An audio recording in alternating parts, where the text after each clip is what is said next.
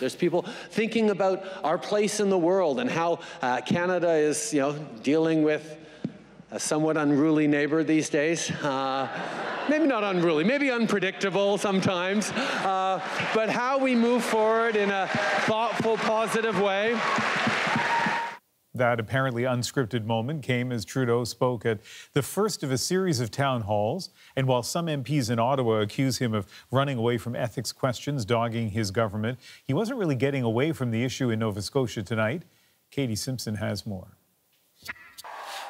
At first, you'd never know this is a Prime Minister fresh off an embarrassing ethics scandal. Justin Trudeau received a mostly warm welcome on the first stop of his cross-country town hall tour, taking unvetted questions at random. I'm deeply concerned with the growing numbers in mental health. Do you think it's okay to give $10.5 million to a person that killed a soldier? Where do they stand on a national autism strategy? But Trudeau was unable to avoid the scathing review of his vacation to the Aga Khan's island. If he is a longtime family friend of yours since you've known since you were a kid, you're probably not supposed to be giving money to his foundation. Going forward, every single one of my vacations will be cleared in advance with the Ethics Commission. It's a line of questioning the opposition wants to continue, but in a much different way. Town halls are great. Do them all the time. But it does not substitute for this. Critics demanded Trudeau be invited to the Ethics Committee to answer more questions about his vacation.